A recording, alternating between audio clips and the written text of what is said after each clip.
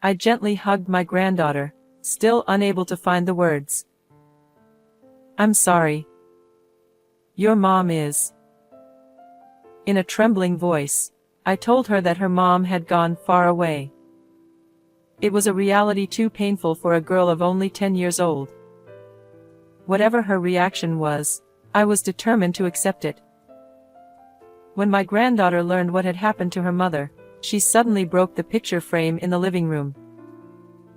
The acrylic picture frame contained a family photo of me, my daughter and her husband, and Ami. The four corners of the frame were only fastened together, so even the slightest effort by a young girl could cause the frame to fall apart. The photo fell to the floor with a flutter. I couldn't understand this behavior, and I raised my voice. Stop it. Isn't this a cherished memory of our family vacation? Because my mom said look at the back of this. She seemed unfazed and picked up the photo that had fallen out of her hands. She is a mysterious girl with an innocent smile, but sometimes acts and speaks in a strangely mature way. Could it be that the spirit of her daughter appeared here and told her granddaughter to do so? No. She told me to look at the back of this picture if something happened to her. She smiled and held out the picture to me. I looked at the picture with a sense of wonder, not knowing what she was talking about. My name is Sherry Moore, and not long ago I was the president of a clothing brand.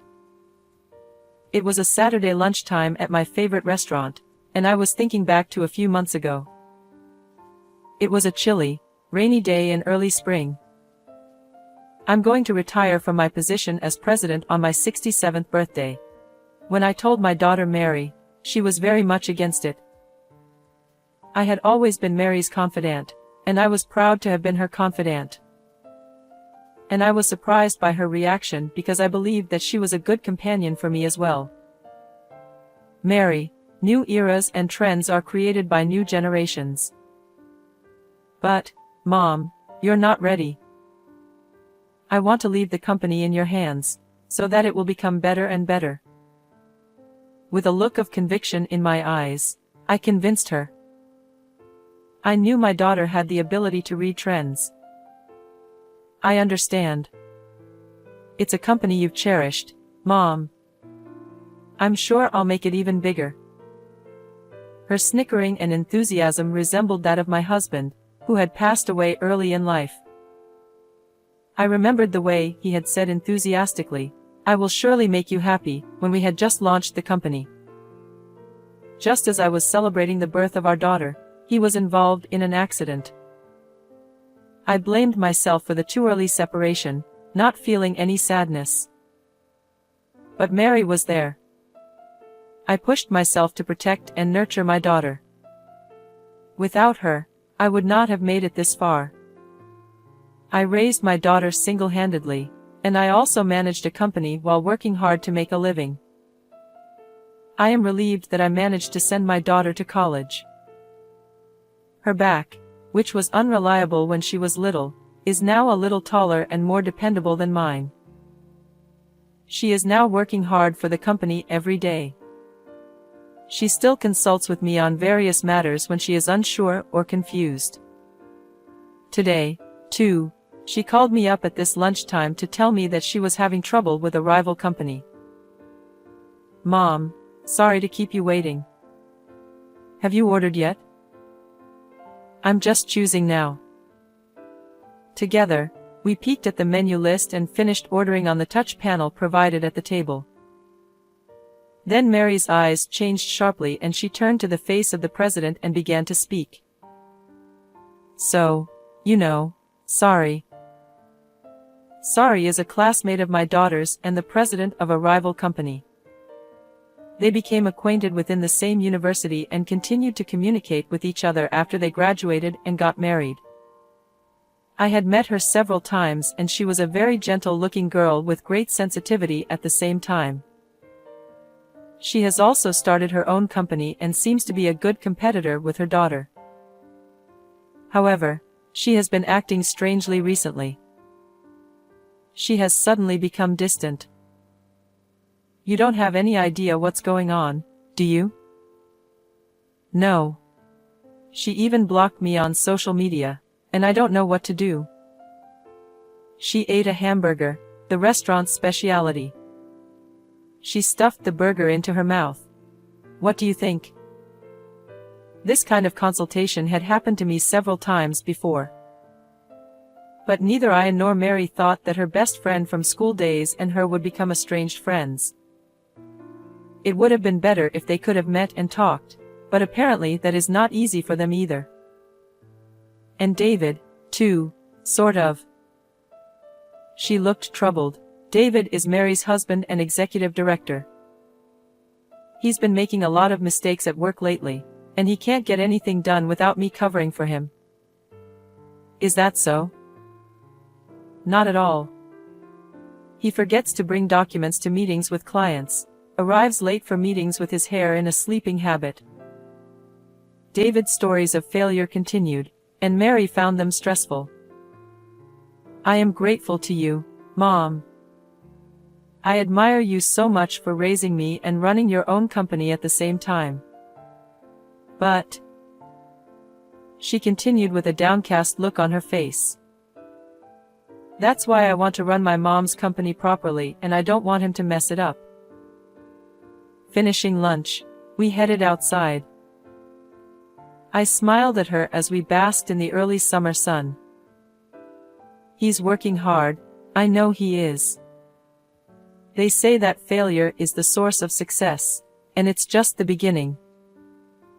Mary's cheeks puffed out as if she was unconvinced. About 2 weeks after my lunch with Mary, we had a family get-together for dinner. Our family has dinner once a month on the third Saturday of the month. I always looked forward to this meal more than anything else. Since my husband passed away, I have been estranged from my relatives and have no friends nearby. Since I had retired as president, I rarely talked to people, so I was even more excited now. I couldn't wait to get out of the house and arrived at the venue 30 minutes early. The place was a slightly rich Chinese restaurant, renowned by word of mouth as a hidden gem. The waitress couldn't help but giggle when she saw me getting too carried away. Oh no. I'm crazy. I was shown to a table with a reservation tag and waited for my daughter's family to arrive. I looked out the window and saw someone walking quickly under the trees. It was Sari.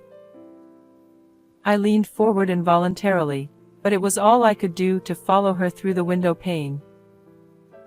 Ever since Mary had told me about her, I had been somewhat concerned about her. Her brisk walk gave no indication, but I wondered what she thought of Mary. When you are in the same business, even as the president of a company, don't you get along well with each other? I did not have many friends like that, but we did not have many disagreements. That is why it was difficult for me to be close to Sari's feelings and Mary's feelings. While I was thinking about this, Mary and her family came to me with surprised looks on their faces. Mom, you're up so early. Well, I think I got the time wrong. Ha ha ha. I urged them to take their seats. Mary, her husband David, and my granddaughter Ami took their seats. Ami will be 10 years old this year. Ami is a mysterious child with an innocent smile, but sometimes acts strangely mature. We spread out the menu and ordered our favorite dishes. Grandma, I don't have a single cavity. My granddaughter smiles, showing me her beautifully erupted teeth. Well, I see. You're doing a great job brushing your teeth. Yes. I brush my teeth in the morning and at night. Ami turned her head away from her chest. She looked so cute that I felt relaxed watching her. Dad, you're an adult and you have 6 cavities. She glanced at David and giggled. Hey, don't tease the grown-ups too much. As he said this, he too smiled. I had heard that David had been making a lot of mistakes at work, and I had expected him to be depressed or something. However, he showed no such signs and was smiling from beginning to end. I was worried that he and Mary might not be getting along well, but they were chatting and laughing. You brush your teeth too, Dad?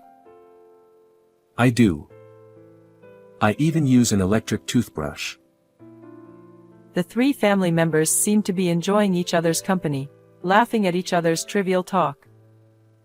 I thought that I didn't have to take Mary's words so seriously. Meanwhile, the food arrived. On the table were the dishes the four of us had chosen, as well as stir-fried rice noodles, stir-fried green vegetables, and a large plate of salad. Eat a lot of food, everyone. Mom. We can't eat this much. Don't worry about it. You don't have any likes or dislikes, do you, Ami? I don't like green pepper. Is there green peppers in this stir-fry? When she looked at the food suspiciously, David laughed funny. Even you don't like green peppers, Dad. I know that. The kid pointed out my son-in-law, and Mary and I both went funny and laughed. I thought I saw an unexpected side of David. Oh, no, that's not true. He laughed shyly and began to eat his rouleau rice. In the midst of the friendly atmosphere, I looked around the restaurant. The restaurant was crowded with customers, probably because it was lunchtime. The waitresses were busily setting up tables and showing customers around. In the kitchen, frying pans were dancing and dishes were being prepared one after another. A well-built man who seemed to be the head chef. Xiao Lan Bao at table 7. He raised his voice. A female waitress heard this and quickly brought the food to the table. It seemed to convey the restaurant's policy of delivering the food while it is still hot. This is a nice restaurant. The food is excellent, I said after taking a sip of tea. Yes, it has a nice atmosphere. But I think my wife's cooking is the best. Hey, what are you saying? She said with a shy laugh, but she seemed a little happy. What a smiling sight, I thought, and then my granddaughter opened her mouth. Liar. At that moment, the adults present froze. I could no longer hear the bustle in the restaurant, and a strange quietness overtook me, as if the sound had disappeared. The three adults stared at Ami. Ami, what did you just say? I asked my granddaughter with a drawn-out smile. I said Dad's a liar. He always leaves Mom's dishes uneaten. No, no. It's because I eat too many snacks before dinner. As he awkwardly defended himself, Ami gave him a skeptical look. However, her innocent expression soon changed and she laughed. Really? Dad, you shouldn't do that. You're right, Ami is really patient. From now on, no snacks for Dad. Oh, no, of course not. We immediately burst into laughter, and the three of us were back to smiling. Before we knew it, we could hear the sounds around us, and it seemed as if the lively atmosphere had returned. After eating apricot pudding for dessert, the dinner ended without a hitch. On my way home, I reluctantly said goodbye to Mary and the others, and we exchanged greetings. Thanks for the food, Grandma. Bye-bye. See you later, Ami. She ran off in the opposite direction of the road I was going home, waving her little hands in the air. I wondered what my granddaughter had been like today, and I noticed that both Mary and David were smiling as if to cover it up, saying, "She's always like that." Mom, we'll see you next month. We'll treat you next time. With that, the two of them disappeared into the hustle and bustle with my granddaughter. As usual, they dined together in a pleasant mood and chatted happily. As we parted, I felt the same sense of reluctance in my heart as usual. However, I feel as if I have developed something that bothers me like a thorn in my heart. Mary and I exchanged "see you next month" greetings, but this was unexpectedly betrayed. Within a few days after the dinner, my daughter was involved in a traffic accident. I rushed to the hospital, but it was already too late. She was only 38 years old. I couldn't believe it. Why did she? She was lying in the hospital bed with her eyes tightly closed, and David came in and quickly went out into the hallway, but it was not my imagination that I could hear his sobbing voice. Both he and I were saddened and could not say anything for a while. David, who had regained his composure earlier, told me with a tear-stained face, "I'm sorry. I have a meeting in a few minutes. Can you pick up Ami and take her home? Well, do you have a meeting? Also, I think I'm going to be flabbergasted and will be out of the house for a while, so I need you to take care of Ami for me."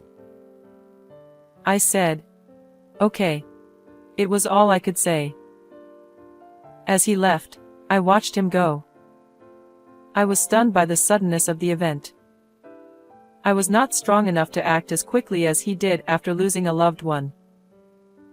The days I had spent with my daughter passed through my mind in an instant. I almost overlooked the fact that my granddaughter was among them. Right now, Ami is leaving school at this time and does not know about this yet. How should I tell her about her mother's death? Puzzled, I decided to go to my daughter's house. Using the duplicate key in the mailbox, I entered the house and began preparing to take care of Ami. Soon after, Ami came home. Grandma? She must have seen me and guessed something. She put her pastel-colored bag down in the living room and approached me. She was staring at me curiously, without her strikingly innocent smile. I hugged her gently, still unable to find the words to say. "Ami, I'm sorry. Your mama is." In a trembling voice, I told her that her mother had gone far away, a reality too painful for a 10-year-old girl. Whatever her reaction was, I knew I had to accept it. However, she slipped out of my arms and picked up a picture frame displayed in the living room. In the acrylic picture frame was a family photo of me, my daughter and her husband, and Ami. Ami? She stared at it for a moment and then suddenly broke the picture frame. The photo frame, which had only 4 corners fastened together, came apart immediately with even the slightest effort by the young girl. The picture fell to the floor with a flutter. I couldn't understand what she was doing, so I raised my voice. "It's a precious memory of our family vacation, isn't it?" Because Mom said to look at the back of this picture. Ami seemed unfazed and picked up the fallen photo. Did the spirit of her daughter appear here and tell her granddaughter to do so? No. She told me to look at the back of this picture in case something happens to her. She smiled and held out the picture to me. I looked at the photo with some trepidation, not knowing what she was talking about. When I turned it over, I saw that in Mary's handwriting, she had written, "My husband is after me." I could see that she was trying to convey something in her scribble. What does it mean that her husband, David, is targeting her? I don't remember hearing anything like that from Mary. Did only Ami and Mary know about this? Is there any connection between this message and Mary's death? Did David kill Mary? He had never shown any sign of such a thing, and just a moment ago he was in the hospital with me, mourning Mary's death. Various thoughts were going around in my head, and I was at a loss for words. Then, David came home, mumbling and blabbing. "Oh my God. I can't believe I left my files here. I took the opportunity to catch him and question him. David, I need to talk to you. Please come this way. No, I have a meeting. He seemed to want to avoid talking to me. He looked as if he was trying to hide something or knew something he did not want me to know. I held up the message on the back of the photo in front of his eyes as he was about to leave. What is this? He looked it over quickly. Jeez. He muttered quietly. He instantly looked away. I pressed him further. Answer me. These letters are written by Mary. I don't know. My wife is dead, and what is this naughty prank? Mary told Ami to look at this if something happened to her.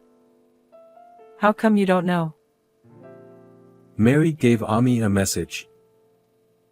He was obviously upset and his eyes were glazed over, and gradually he began to sweat as well. I tried to get him to tell me what was going on, but he just kept saying he didn't know. At that moment, Ami said from the side, No wonder Dad doesn't know. Neither Mom nor Dad talk about anything at home. Ami, stop it. Mom told me. She says that you don't listen to her, and that it's a waste of time to talk to you. The other day, your mom and dad were talking nicely. That's because they didn't want Grandma to worry. So they were trying to make it seem like they were getting along, she said. Ami, shut up already. Don't tell lies. It's the truth. You're the liar. Who is the liar? David was furious and pumped his fist in the air. I jumped on him, knowing that he was going to hit my granddaughter. Don't you dare touch Ami. Let her go. He raised his fist and slammed it down on my back. Ow. Grandma. I fell to the floor with a dull thud, and Ami approached me and looked into my face worriedly, tears threatening to spill from her moist eyes. If I didn't do anything, David would beat the shit out of both of us. He was mumbling something, his face turning red and his shoulders shaking. It's her fault. All of it, all of it. I didn't know who he was talking about.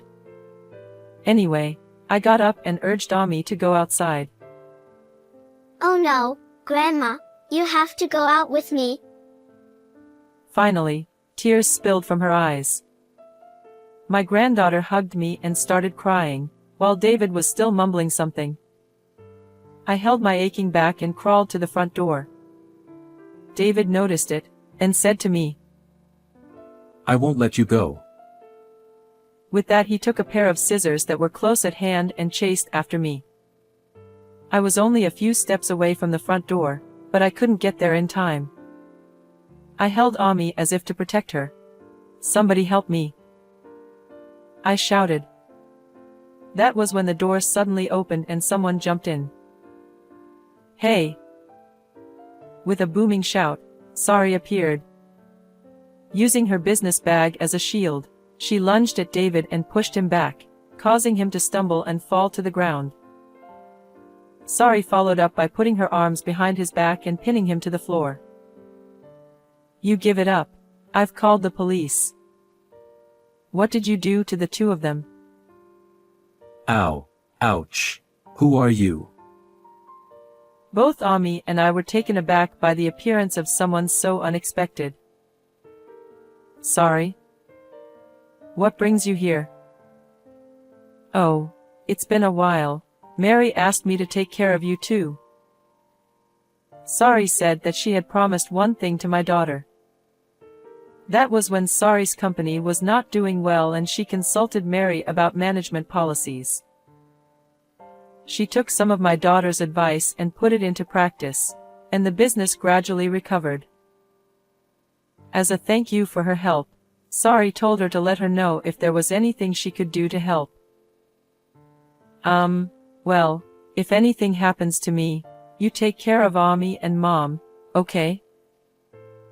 She had no idea what she was talking about, but Sari kept that promise in mind for a long time. I knew Mary had the ability to see something ahead of time. So I believed that there would eventually be something. Nothing was better than nothing. She chuckled. So I investigated what was happening near Mary. As she hired a detective to investigate, she became concerned about David. At first, she thought that he was Mary's husband and that some related matter could have come up. But then she realized that it was a bit unusual. What do you mean? You know that he had Mary cover for his mistakes at work. Of course I knew that. But what does that have to do with this? David groaned in frustration. It's her fault. Mary always helped me as a matter of course. It was unnecessary. It made me uncomfortable. Uncomfortable? Is that what you thought of her? She has damaged my self-esteem. I'm the managing director. He had a recrimination against Mary. And out of that resentment, he was planning to take over the company. After everything was exposed, he started ranting and raving about things we didn't understand. Sari held him down firmly. He continued to rant and rave. I thought today's car accident was lucky.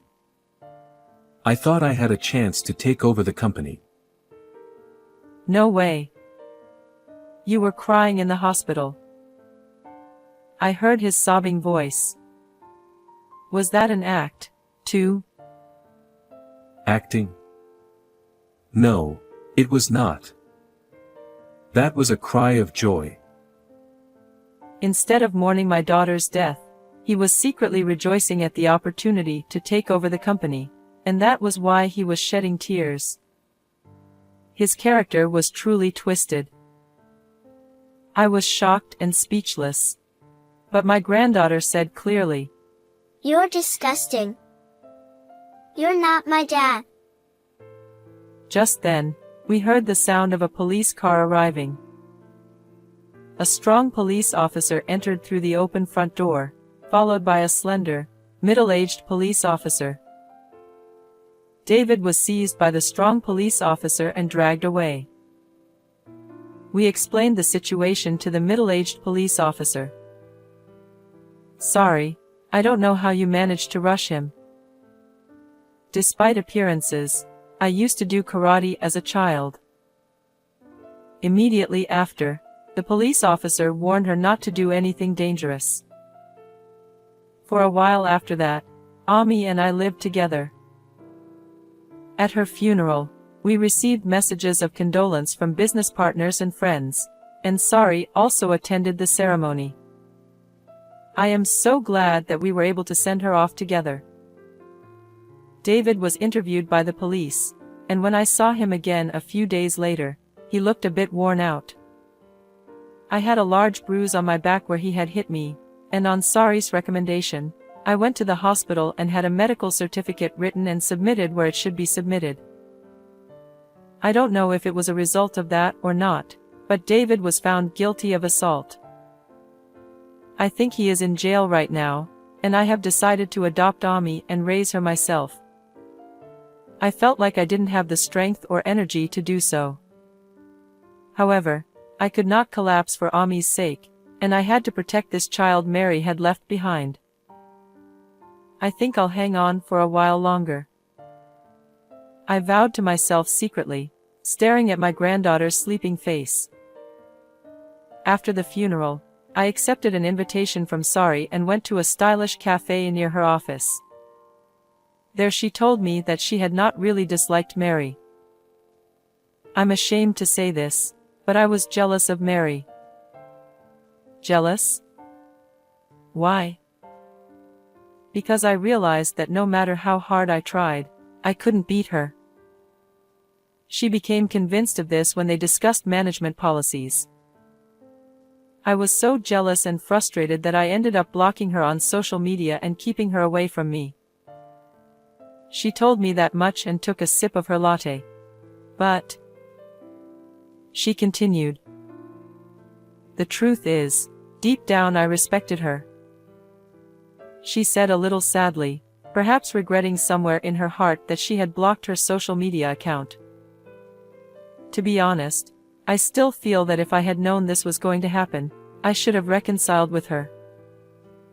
To Sari, Mary was both a rival and a person worthy of respect. Sari, thank you for being my daughter's friend, I said, and she smiled shyly. The conversation then turned to what to do with my company. With the president and managing director gone, it would be tough to rebuild the company. I am temporarily in charge of some parts of the company, but I can't continue to do so for very long. Therefore, I was thinking of transferring the company to someone else and letting it go. Please let me take over. I was so surprised by her offer that I almost blew out my coffee. I had never thought that Sari would say such a thing. But I know it's a lot of work. But I also want to preserve the company that Mary and you have cherished so much. Please let me take care of it, please. She bowed deeply. I hesitated. But her enthusiasm pushed me to leave it to her. I understood. I will try to move our board meeting in that direction. Oh, thank you very much. This brought her and I closer together, and we had dinner together again a few months later, and she is like a real daughter to me. Ami, on the other hand, has had to leave her parents, but she doesn't seem to care much about her father. As for her own mother, she has managed to accept and live in the past few months. Actually, I still can't believe my daughter's death either, but I still decided to look forward and live my life. Around this time, Sari also comes to our house to visit and pray over Mary's remains. She also became good friends with Ami and they started going out together more often. At the restaurant where she had lunch with Mary, today the three of us are enjoying a date together. Sorry, I don't have a single cavity. Ami deflected her chest. I do hope that these casual days will continue. What did you think of this story? Please subscribe to our channel. See you in the next video.